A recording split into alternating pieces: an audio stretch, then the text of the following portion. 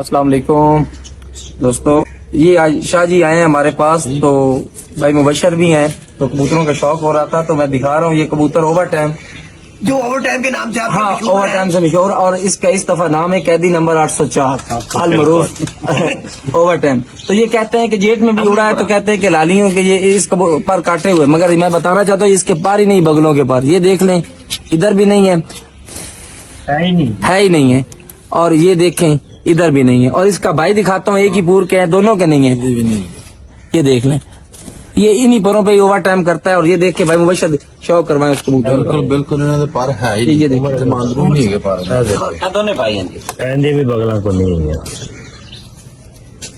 ਲੋਕਾਂ ਘੱਟ ਡਾਣੇ ਹੋਣ ਨਾ ਤੇ ਬਗਲਾਂ ਪੁੱਟ ਦਿੰਦੇ ਨੇ, ਜਿਹੜੇ ਕੁਦਰਤੀ ਪਟੀਚੀਆਂ ਫਿਰ ਵੀ ਓਵਰ ਟਾਈਮ ਹੋ ਜਾਂਦੇ ਨੇ।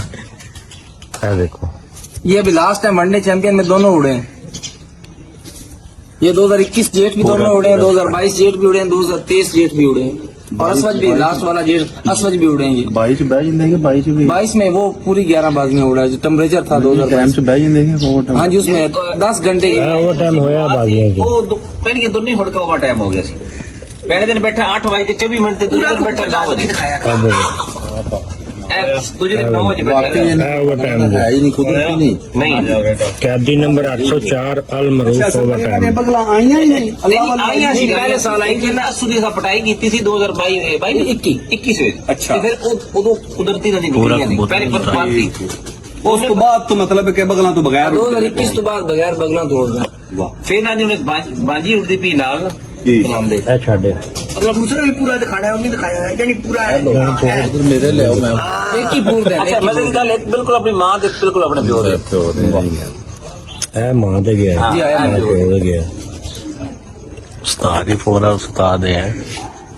ਮੈਂ ਹਮੇਸ਼ਾ ਜਿਹੜਾ ਨਾ ਇਹ ਕਬੂਤਰ ਖੁਦ ਓਵਰ ਟਾਈਮ ਹਾਂਜੀ, ਇਹਦੀਆਂ ਜਿਤਨੀਆਂ ਪ੍ਰਵਾਜ਼ਾਂ ਜੇਠ ਵਿੱਚ ਹੋਈਆਂ ਜਾਂ ਅਸੂ ਵਿੱਚ ਹੋਈਆਂ, ਇੱਕ ਦਿਨ ਇਸ ਕਬੂਤਰ ਨੇ ਇਹ ਕੰਮ ਨਹੀਂ ਕੀਤਾ ਕਿ ਮੈਂ ਅੱਜ ਘੰਟਾ 2 ਲਾ ਕੇ ਬਹਿ ਜਾ, ਪਹਿਲੇ ਦਿਨ ਕੱਢ।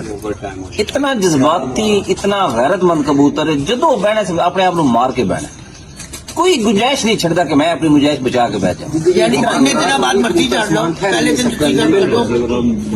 एक 3-4 निकल गया कि जलील ਇਹਨੇ ਟਾਈਮ ਕਰਕੇ ਹੀ ਅਸਲ ਵਿੱਚ ਇੱਕ ਜਿਹੜਾ ਵਜ੍ਹਾ ਬਣੀ ਹੈ ਨਾ, ਕਬੂਤਰ ਜਲਦੀ ਬਹਿਗਾ। ਤੀਸਰੀ ਬਾਜ਼ੀ ਵੀ ਉਹਦੀ ਵਜ੍ਹਾ ਸੀ ਕਿ ਕਬੂਤਰ ਨੂੰ ਖੁਰਾਕ ਇਹਨਾਂ ਜਲਦੀ ਲਾ ਲਿਆ, 2 ਫੜਕਾ ਰਹਿ ਗਿਆ, ਕੱਪ ਖੇਡਣਾ ਇਹਨਾਂ ਖੁਰਾਕ, ਕੱਚੇ ਕਬੂਤਰ ਨੂੰ ਖੁਰਾਕ ਲੱਗੀ ਹੈ, ਕਬੂਤਰ ਬੁਰਾ ਮਹਿਸੂਸ ਕਰ ਗਏ। ਇਹ ਬਾਜਰੇ ਕੱਲੇ ਤੇ ਜਾਂ ਨਾਲ ਦਾਣੇ ਤੇ ਉੱਡ ਜਾਂਦਾ, ਕਬੂਤਰ ਜ਼ਿਆਦਾ ਉੱਡਣਾ ਸੀ। ਕਬੂਤਰ ਦਾ ਟਾਈਮ ਖੁਰਾਕ ਤੇ ਸਿਰ ਖੁਰਾਕ ਤੋਂ ਪਹਿਲੇ ਜਿਵੇਂ ਹੁੰਦੇ ਨਾ ਕੱਪ ਦੇ ਲਾਲਚ ਕਰਕੇ, ਕਿਉਂਕਿ ਮੈਂ ਤੇ ਆਪ ਥੋੜਾ ਘੱਟ ਟਾਈਮ ਦਿੱਤਾ ਹੈ ਇਸ ਵਜ੍ਹਾ